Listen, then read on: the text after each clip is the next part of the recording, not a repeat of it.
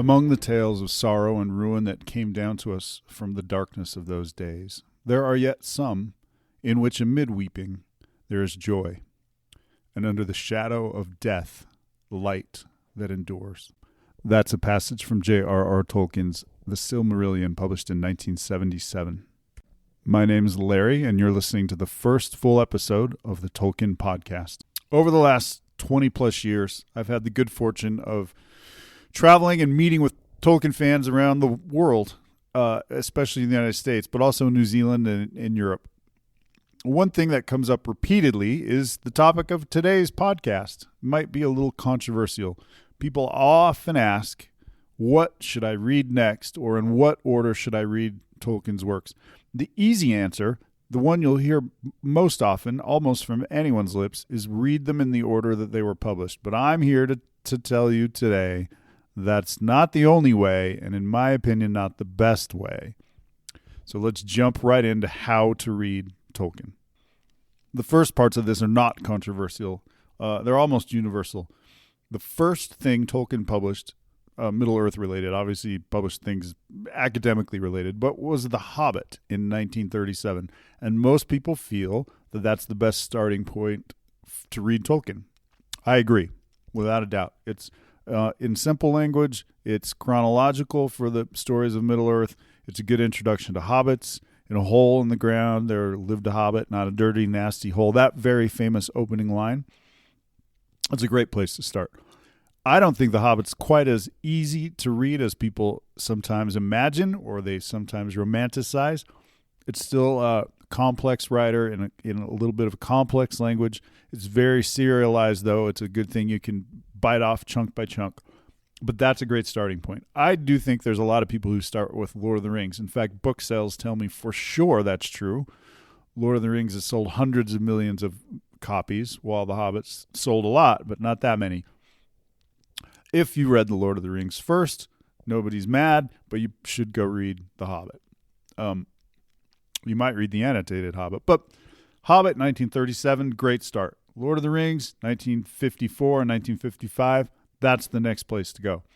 If we went by what Tolkien published next, we would read the Silmarillion, published in 1977, and lots of people would agree that that's the thing to do. That's where my opinion differs. I do not think that's the next best step. The Silmarillion is a wonderful, rich, dense book full of treasures. The quote I read from the beginning of this episode is a little bit of evidence of that.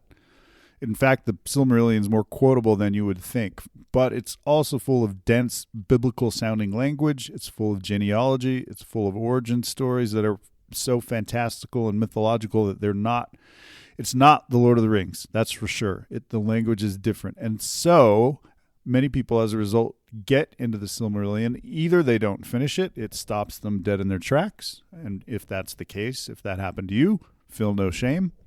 Or they trudge through it and they get to the end and they find they didn't understand a lot of what they read, or that their experience wasn't rich. And I think it's far more important than just checking it off the checklist. The Silmarillion is really worth time and appreciation and depth of understanding, but it is not something to be taken lightly. So I'm going to offer some alternatives. I'll die on this hill. After you finish the story of the War of the Ring, there's still more of the book, The Lord of the Rings. In The Return of the King, the third of 3 books that were published, by the way, not a trilogy. It's 6 books, but it's one book. It's a little bit like the Trinity, right? It's 3 in 1, it's 6 in 1, it's 6 in 3, it's 3 in 1. After you finish the story of the War of the Rings, there are the appendices in the back. Some of those are genealogy, just pure straight up genealogy. Those are tough to read. You're reading names. It's reading a family tree without context, without knowledge of who's who, is difficult. There's also a pronunciation guide, which is really useful as a reference, but probably not the easiest thing to just read through, though it can be really helpful when you get to the Silmarillion, which is full of dense, unusual names that are not easy for common English speakers. I don't speak 2 languages, but I often wonder how people who do speak the many languages that the Lord of the Rings is translated into, I wonder how they deal with some of that stuff. It seems pretty hard. I have access to a Lord of the Rings fan who speaks fluent German and English, so if there's any interest, maybe in one of these podcasts, we can talk to her about Tolkien in German. But the Silmarillion, even the first two parts of the Silmarillion are called the Valaquenta and the Annalindale. Don't kill me about pronunciation. But just those words, just the words in the table of contents, that's a challenge, right? The Tolkien Society even recommends that if you read the Silmarillion and you find it tough, to go ahead and skip those whole sections. So, point being, sometimes the Silmarillion's hard. It's tough going. And it shouldn't feel like a chore, and it shouldn't feel like confused so you can check off a box on your list of what to read for Tolkien. So I advocate doing something else. But most definitely get through the appendices of The Lord of the Rings in the back of the book. There's some pretty useful stuff there that will prepare you better to read what comes next. But also, as you read the appendices, if you get to a part where you feel stuck, don't read it. Skip it. Maybe like the Shire calendar would be really useful to know if you really want to, dissect Lord of the Rings. But it's a calendar system. It's not easy, light reading. It's not breezy. You're certainly not going to read it out loud, to your buddy or put it as a quote at the beginning of a podcast. So read the parts of the appendices that feel good to you to read. All right, let's dig into controversy now. After his wife Edith passed a few years before, and after Tolkien sold the rights to The Hobbit and The Lord of the Rings, he passed away in September 1973. Luckily for the world, his son Christopher was an ardent supporter of his father who loved the mythology, loved all his works, admired him very much, and Christopher Tolkien became J.R.R. Tolkien's literary executor.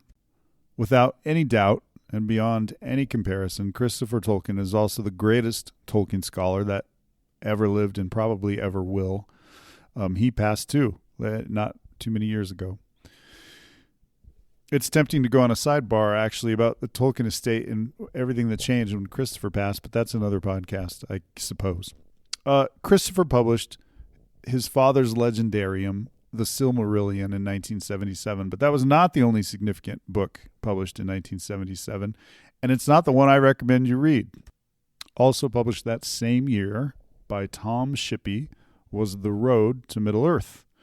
It's the first kind of serious look at Tolkien scholarship. It's Tom Shippey is a philologist, just as Tolkien was, which means he loves word origins. He loves to understand words, where they came from and why they mean what they mean and how they entered the language.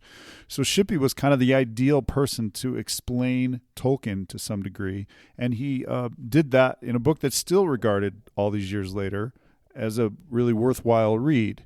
I think it's a great way to kind of tackle the next stage of Tolkien. It's not the only way, but it's a really good way. The other book I really like to read next is called The Annotated Hobbit by Douglas Anderson.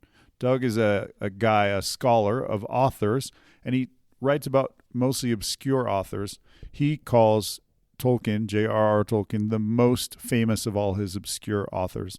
But Doug is a bright guy, and reading through The Annotated Hobbit will help you understand the context of Tolkien in culture and pop culture, but also with lots of notes about The Lord of the Rings in The Hobbit, like, oh, this is foretelling this. He also will show you how The Hobbit was revised after The Lord of the Rings was written. The version we read today is definitely not the version that was first published in 1937. The Hobbit has been changed to be more accommodating to Gollum, to the Ring, and to build a better bridge between the two works from the children's book to the very much book written for adults, Lord of the Rings. You'll learn a lot reading The Annotated Hobbit, and you'll also learn a bit about the Legendarium, and it'll just kind of get you in a better mind frame to understand the bigger picture. So Tom Shippey's book, The Road to Middle-earth, or Douglas Anderson's book, The Annotated Hobbit, would be one of the two choices that I would recommend after you read the appendices in Lord of the Rings. But that's not all. I would recommend that anyone who wants to crack open the Silmarillion already have, by whatever means is necessary, a copy of the Atlas of Middle-earth by Karen Wynne Fonstad. It's hard to say anything was the very first thing, and so I'm not declaring that to be absolutely true. But it is pretty fair to say that maps in the Lord of the Rings were popularized, or maps in fantasy books were popularized by Lord of the Rings. Tolkien insisted that the book be published with maps, and it's a key part to understanding what's happening. So if Tolkien felt the Lord of the Rings was best understood by having a reference map for a reader, imagine how essential it is to have maps, really good ones, for the Silmarillion, the events in the Silmarillion, the giant disasters and wars and upheavals and sinking islands and all the things that transpire literally change Middle-earth dramatically. And it's really essential to understand all this with maps.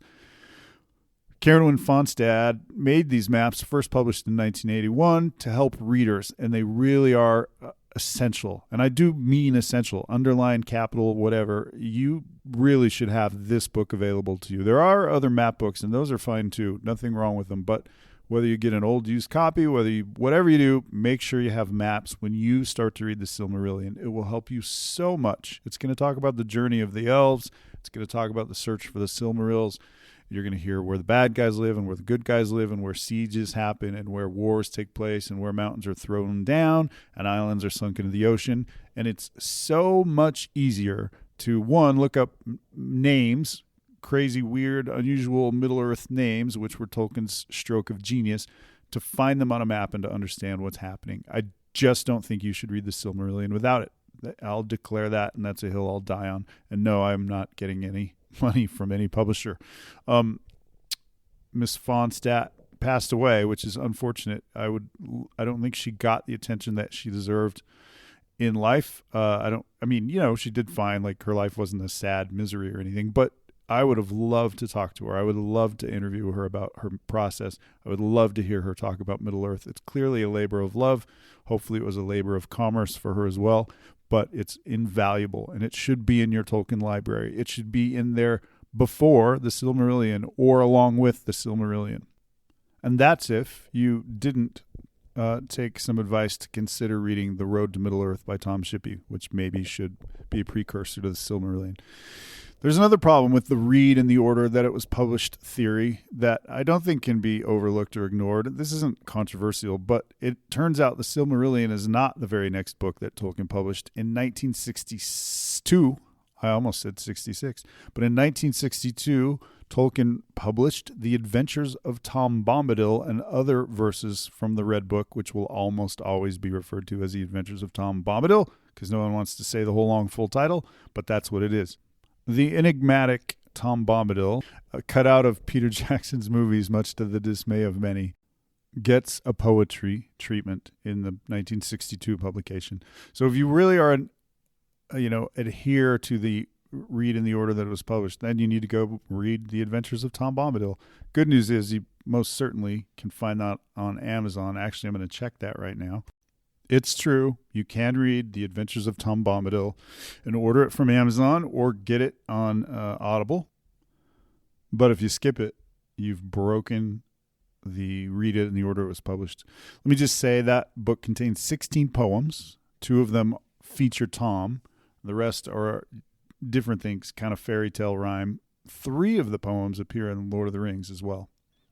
And it was originally illustrated by Pauline Baines, who very much deserves her own episode of a podcast here, which we'll try to do. But it is hard to cover an illustrator who's died because illustrations aren't great for podcasts. But she's really important, and her career and Tolkien's go hand in hand. I'm a little fearful I didn't explain very super clearly what the annotated Hobbit is, but it is the text of the Hobbit with footnotes and notes in the margins, in fact, beautifully done in the margins. So you can read, a little number will appear somewhere in the text, and you can go read what that number means, usually on the same page, and not lose your place while you read the Hobbit again. It's really useful. It's pretty easy to read, and it does give you a lot of knowledge, and I think it arms you as a reader to then tackle harder things, maybe The Road to Middle-earth, or if you don't want to read Tom Shippey, that's fine. But it prepares you to read, along with the appendices, the Silmarillion. And so I'm advocating that you do that, either The Road to Middle-earth and the annotated Hobbit, one or the other, and the appendices, Lord of the Rings, and get your atlas by Karen Fonstad, and then you're ready to tuck into the Silmarillion, but it still might be hard. So I have a couple of tips. As you probably know, maybe you don't, there's some controversial things that come up over and over in Tolkien. Do Balrogs have wings? They don't. Or how hairy are hobbit feet? Or, I don't know, all kinds of things. One of these things, along with what to read, is that what do I do? This comes up so much. What do I do to help me understand the Silmarillion? I've already told you to get the Atlas, but I have some more tips as well, courtesy of the Tolkien Society. The first suggestion, if you get into the Silmarillion and you're finding it tough, is to skip the first 2 sections and start reading the part that is the beginning of days. Then when you finish the book, when you've learned the language and you've caught the rhythm and you've understood and you feel like you know what's going on better, then you can go back and read those first 2 parts. I think that's a perfectly helpful solution to, getting through that roadblock. Another tip that I feel really paid off. This is what I did without ever having heard that somebody should do this. I just found the avalanche of names to be really daunting. So I got a notebook of some kind, a college notebook, a composition notebook. It can be a yellow pad. It could be whatever it is. And just take some notes about who's who. Just kind of writing down the names helps me to learn the names. And I found that to be invaluable. And in those notes, you might jot down a line or two about a character, who's who or where they are or something. Whatever is going to help you to remember them later, because the names come fast and they're mentioned briefly and then you move right on. And so sometimes it's really easy to forget those names. That's one solid tip. One of the little gems, Tolkien often referenced bigger things, his legendarium, the past, history, his mythology in The Lord of the Rings. And one of the little gems there is when Strider or Aragorn, just at or before Weathertop, is talking to the hobbits, and he tells them the tale of Beren and Luthien. Well, it turns out that was Tolkien trying to fit in one of his stories from the Silmarillion, Beren and Luthien, into The Lord of the Rings, which he does both effectively and with great emotional power, in my opinion. Well, it turns out you could go back to your copy of Lord of the Rings, look in the Weathertop chapter, find Aragorn telling that story and read it again. Then you could pick up your copy of the Silmarillion and you could go to the chapter that's called Of Beren and Luthien and read that. Now you've tied those 2 things together. You've tied those books together, the legend and the story mentioned by a character in language that's easy. It kind of really unlocks at least part of the Silmarillion, but I feel like it makes all of it easier when you understand parts. Another tactic you could take, which perhaps I should have suggested earlier, is that instead of reading the Silmarillion, you go read The Children of Hurin, which was published much later, but feels much more like a story. It's not exactly like Lord of the Rings. It's not in that language, but it's a good intermediary language, a bridge, if you will, from the Lord of the Rings to the Silmarillion. And again, it's some of these stories that are in the Silmarillion, but it's put together by Christopher Tolkien much later, but it reads easier. And so if the going is tough in the Silmarillion, the tough go to The Children of Hurin. Another Silmarillion hack is to go into the final section. It's called Of the Rings of Power and the Third Age. That will sound very familiar to anybody who's read The Lord of the Rings. And it summarizes some of the events of The Lord of the Rings, but it summarizes them in language and in a style that's in the Silmarillion. So it's another good transition. Another hack, another way to get into the Silmarillion or to make it easier is sometimes to listen to the audiobook. There's an unabridged version, which is considered very good.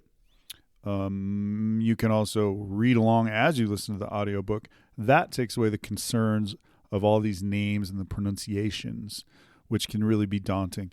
Funny enough, I don't think the audiobooks are perfect in their pronunciation. There's a few names which are controversial, but let's not, choke on little details like that. I think the more important thing is to understand the story, not if, somebody inflected their E or O wrong. So those are all really good ways to get through the Silmarillion, which is really difficult, but as I said, really rewarding.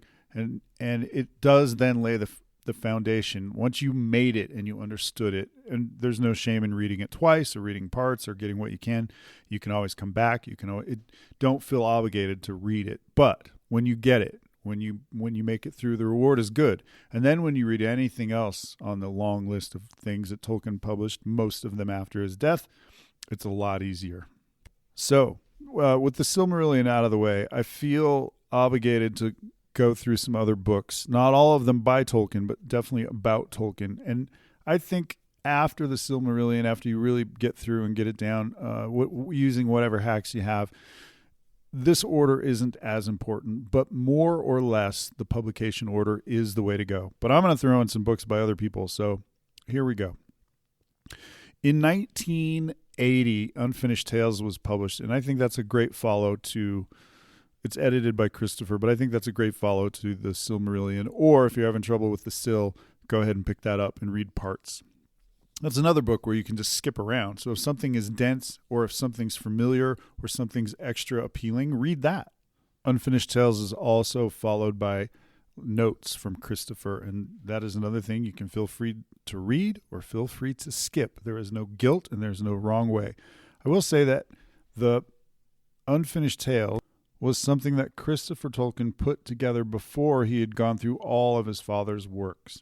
But it really has some gems that pertain to the Lord of the Rings, which really are appealing. You'll really enjoy reading them, actually. They include things like where the wizards came from, the Istari, including Gandalf, the founding of the Kingdom of Rohan, which kind of gives you expanded knowledge about Middle-earth, the loss of the One Ring by Isildur in the Gladden Fields.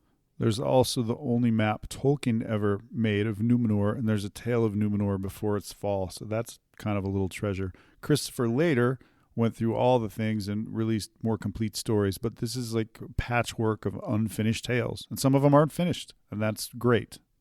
They are fun and pretty interesting to read. And again, if I didn't stress it, skip around. Do what works for you. I, of course, failed to mention a book that was published called Pictures by J.R.R. Tolkien, also recommended.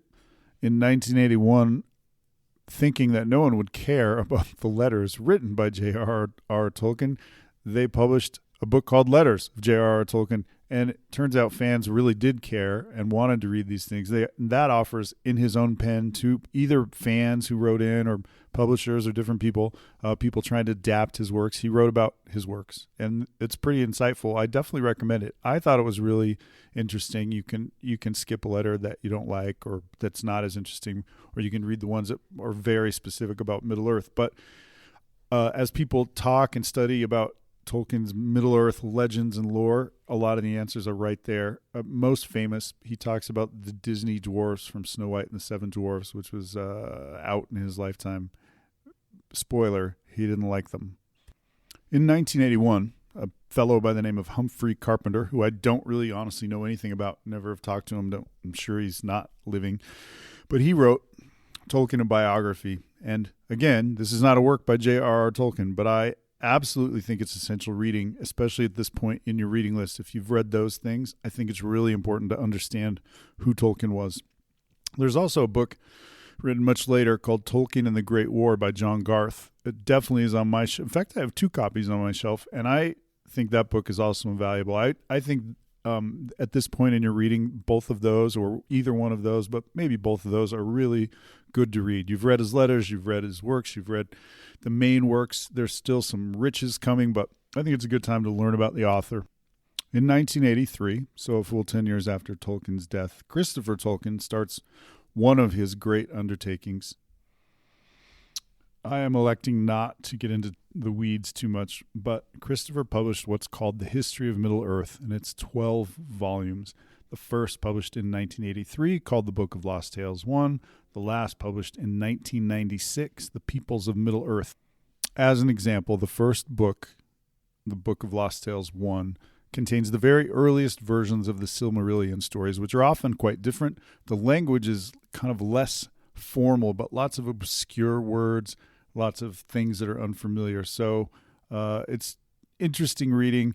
The tales are different. It shows Tolkien's work in progress. And these are the very first things he wrote, as early as 1917, if I'm not mistaken. So it's where his brain was. It's a good snapshot, but it is not what ended up being his finished legendarium.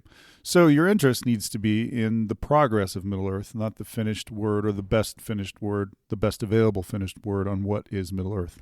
I'm also not saying that you should skip all of these because sometimes they contain gems, jewels, if you will, that are found nowhere else. I'm honestly completely torn on whether I should chronicle each of these for the podcast, but we're getting down to 30 minutes here, and it's kind of a lot. So I'm gonna choose not to. If you think I should have, let me know in a note or something, and I'll try to do better. It's hard to anticipate the hunger of the audience for all of these tiny details, but Book 2, for example, has the only full narrative of the fall of Gondolin, I believe, and the tale of the Dwarven Necklace, the only full tale of Arundel's travels. And so after each of these tales, there's more, by the way, in Book 2, but each of these is followed by a little commentary or a little essay from Christopher, and those can be worthwhile too. It just depends on your appetite. I guess that's the big picture message here, is that you would have to choose what you want to read. And so I don't think it's as simple as the order of publication. The last thing I want is episode 2 of this podcast to become tedious. So let's just go through the history of Middle-earth. The Lays of Beleriand contain some unfinished poems that Tolkien just started, but also the longest poem Tolkien wrote about Middle-earth. In 1986, The Shaping of Middle-earth was published, Book 4. In 1987, The Lost Road and Other Writings was published, 1987. In 1988, The Return of the Shadow was published. This actually is looking at the history of the Lord of the Rings, and The Return of the Shadow was actually an initial name for what would later be titled The Fellowship of the Ring, so that's interesting. But those of you who really want to dig into the Lord of the Rings, this might be a book that you'd enjoy. In 1989, the 7th volume of the 12-volume series, The History of Middle-earth, is published. This one called The Treason of Isengard, and it's also the 2nd volume of the history of Lord of the Rings. This tackles Fellowship of the Ring and the Two Towers. So again, if the development of those stories are of great interest to you, then perhaps you'll love that volume. So I'm really fearful that this is getting tedious, but we'll go through the list quickly. 1990, The War of the Ring, which you probably can imagine is about the War of the Ring. In 1992, Douglas Anderson published the annotated Hobbit, which is really helpful. It's been updated and since then, so it's really good. 1992 also was Sauron Defeated. 1993, Morgoth's Ring, all of these History of Middle-earth. 1994, The War of the Jewels, which would clearly be about the Silmarillion, a version of the Silmarillion. And in 1996, The Peoples of Middle-earth. Among the gems found in those volumes is a very different version of The Scouring of the Shire, and a quickly abandoned sequel to The Lord of the Rings. So, I don't know, check those out. Now, about this time, by 96, the idea that somebody might adapt Tolkien's Lord of the Rings to film in a big way was starting to develop. In the year 2000, Tom Shippey, currently respected and very active and still alive Tolkien scholar, wrote Tolkien, Author of the Century, saying that he was the most important author of the 20th century. That's very much a position I agree with, and I think as time goes on, it becomes more important. That's quite a statement, and that's quite a claim. We definitely would like to do a podcast about that, and we definitely would like to talk to Tom Shippey, and I don't think that's too unreasonable a hope. We'll get established here as the Tolkien podcast first, but he's a really worthwhile guy to talk to, and that's a great book. I definitely recommend it as well. It talks about how popular The Lord of the Rings and Tolkien's other works have grown by the time the 20th century came to a close. So you might think that after Christopher Tolkien published those 12 massive books on the history of Middle-earth that his work was done. It's a pretty comprehensive and amazing effort that he made, but he was not done.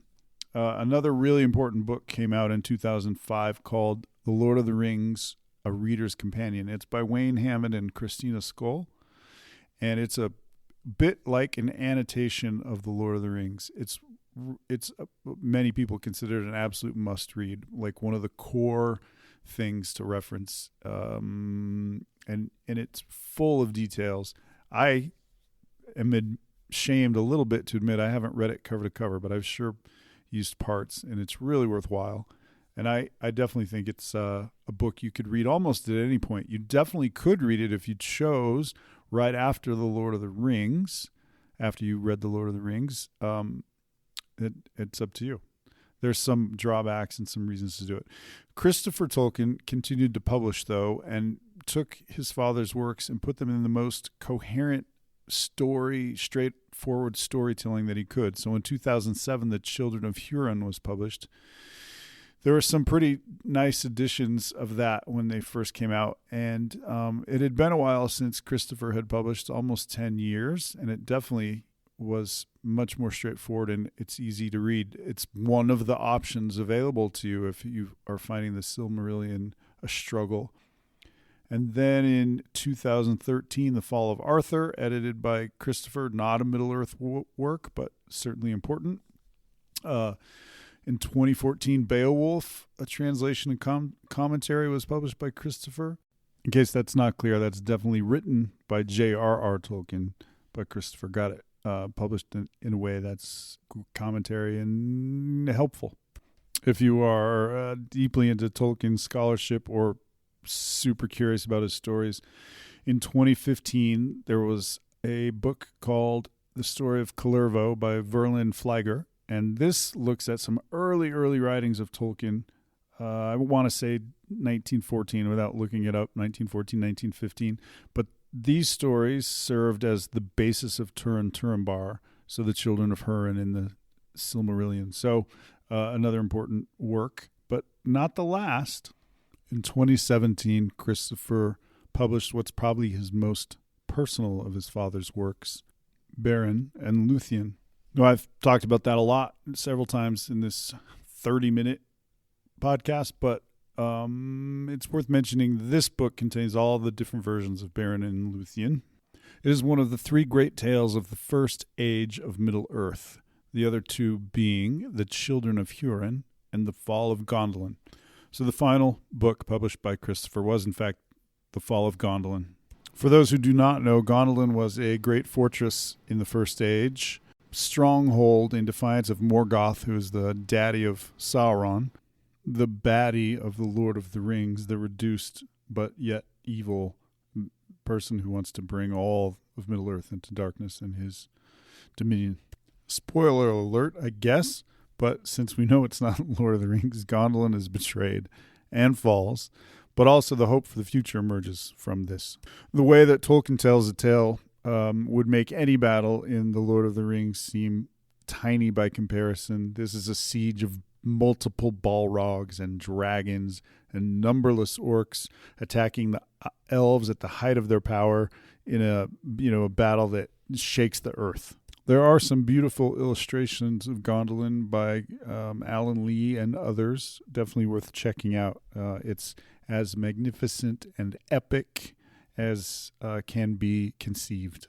So if you manage to read all of those books, plus there's many more scholarly books now that didn't make this list, but which are valuable, you would have a pretty amazing understanding of Tolkien and of Middle-earth. And yet, you can go to any Tolkien forum and any Tolkien wiki and all kinds of places, and there are still many, many questions. I think the more knowledge just raises more questions. Tolkien couldn't obviously write everything about everything, and he liked to leave things enigmatic and unexplained sometimes as well. But you'd deserve some kind of award. But there are some other resources that I might have mentioned during the discussion of the Silmarillion.